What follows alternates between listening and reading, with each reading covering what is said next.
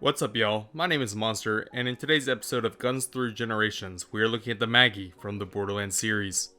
The Maggie is a Jacobs manufactured master-style pistol that shoots multiple projectiles per shot. Though its first appearance in the series was in Borderlands 2, its heritage can be derived from the master-type revolvers that can be found in the original Borderlands title. There are minor differences between them, such as the Maggie only shoots 6 projectiles while the master-type pistols from Borderlands 1 shoot 7 projectiles per shot. Essentially, the Maggie is a revolver that acts as a pocket shotgun. This fan-favorite pistol has made its way into every Borderlands game since its inception in Borderlands 2. What we'll do today is obtain the Maggie in every Borderlands title that the gun appears in, test it in the various scenarios presented to us in the games, and compare and contrast the different iterations of the Maggie. With that being said, let's start with the original in Borderlands 2. In Borderlands 2, the Maggie is a clean-looking Jacobs pistol with white and pink accents scattered throughout the pistol. Its red text reads, "Monty's wife don't take no guff," as the Maggie is a reference to the wife of Jacobs Corporation founder Montgomery Jacobs. The pistol can be reliably obtained by farming Mick Zafford in the dust. Keep in mind, to farm Mick Zafford you must side with the Hodunks at the end of the clan war questline. If you decide to side with the Zafford clan at the end of the questline, then you will be relegated to world drops to obtain the Maggie.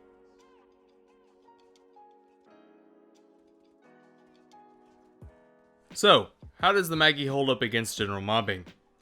Against low health enemies, the Maggie is quite the viable weapon. It makes quick work of non-shielded enemies, and while it is obviously slowed down against shielded enemies, it is by no means inadequate to handle them. While in normal mode through Ultimate Vault Hunter mode, the Maggie is a weapon that I'd recommend personally seeking out. Unfortunately, due to the immense health and damage scaling that takes place in the OP levels of Borderlands 2, the Maggie falls behind on viability in the later levels. While the gameplay you see is recorded on OP level 8, I certainly cannot recommend using the Maggie over weapons such as the Unkempt Herald and the like. This should not detract a considerable amount from the power of the Maggie, as the majority of weapons in Borderlands 2 are rendered unusable due to the scaling of the later OP levels. For general mobbing, I'd put the Maggie in the A tier. While the Maggie is a force to be reckoned with against general mobs, against bosses it's a slightly different story. Due to the nature of it being a burst damage type weapon, when put up against boss levels of health, the constant reloading caused by the relatively small ammo capacity of the revolver severely drops the DPS you are able to obtain from the Maggie. While with patience you can steadily chew through the health of bosses, it is nowhere near the top of the list of weapons I like to use when farming bosses. For boss fights, I'd put the Maggie in the B tier. Moving on to Borderlands the PreSequel, the Maggie has a very similar, if not identical appearance to its counterpart in Borderlands 2. This is most likely due to Borderlands 2 and the PreSequel using the same engine and utilizing many of the same assets in both games. Unfortunately, to obtain the Maggie in the PreSequel, you are relegated to finding it as a world drop within the game. This issue of non-dedicated loot sources for many of the items in the PreSequel is one of the leading reasons to the game's mixed feelings within the Borderlands community. So, how does the Maggie hold up against general mobbing in the PreSequel? Against adds and low health level enemies, the Maggie is an amazing weapon. In fact, for certain characters in the game, such as Nisha, who you see in the gameplay, I believe it is one of the best guns in the game for the role. It even performed admirably on my Wilhelm, which is a character heavily centered around the laser type weapons introduced in the PreSequel. I believe the reason behind the Maggie performing much better than its counterpart in Borderlands 2 is due to the reworked damage and health scaling in the PreSequel. The PreSequel also only goes up to Ultimate Vault Hunter mode difficulty, as the game never introduced overpowered levels like the ones found in Borderlands 2. For general mobbing in the PreSequel, I'd place the Maggie in the S tier. Moving over to boss damage, the Maggie has a very similar story to that of Borderlands 2. While the damage figures were reworked for the gun between titles, the core design of the gun remained the same.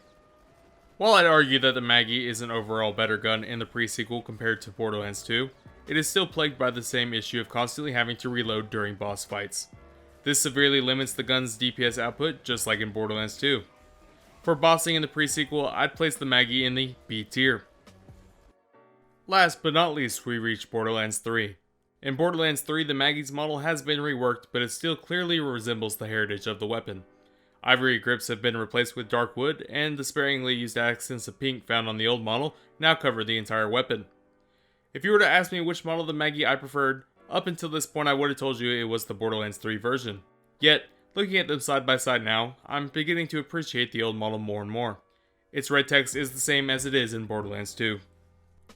To farm for the Maggie in Borderlands 3, you must kill Tremendous Rex in the last round of the Cistern of Slaughter. This is quite a long farm though, and you must complete 5 rounds with each round having multiple waves to go through. The Maggie also tends to be one of the more common world drops in my experience of playing the game. So, how does the Maggie in Borderlands 3 hold up against general mobbing? Like previous iterations, the Maggie in Borderlands 3 is an excellent weapon of choice for adds and low health enemies. In fact, the Maggie is currently a standard weapon in many of the meta builds of the game. I personally have an anointed cryo damage Maggie that rarely leaves the weapon slot on my Zane main. As of the making of this video, for general mobbing, I'm placing the Maggie in the S tier. This rating may change in the future as the highest difficulty in the game at the moment is Mayhem 4, but currently the Maggie is one of the best guns in the game for general mobbing. Just as the Maggie is similar for mobbing in Borderlands 3, when compared to previous titles, the same can be said about its performance against boss enemies in Borderlands 3. Its weakness against bosses is not something that you can fix without completely redesigning the gun. It's a burst damage pistol that is amazing at what it's designed for. It's just not designed for taking on bosses in my opinion. I will admit I do think the Borderlands 3 Maggie is a bit better at bossing when compared to the previous counterparts, but not by a revolutionizing amount. For boss damage in Borderlands 3, I'd place the Maggie again in the B tier. In conclusion, the Maggie is one of the most notable legendary weapons in the Borderlands series. Since its inception in Borderlands 2, the Maggie has been a fan favorite in each of the titles it has appeared in. While it may not be the best gun for going up against bosses, its ability to clear out enemies when mobbing is rarely rivaled, and even less so outdone. What are your thoughts on the Maggie? Be sure to let me know in the comments down below. If you enjoyed my video, be sure to hit the like button. If you want to make sure to never miss any of my videos, feel free to hit the subscribe button and turn on the notification bell. That's all I have for you in today's video. Again, my name is Monster, and I hope to see you in the next one.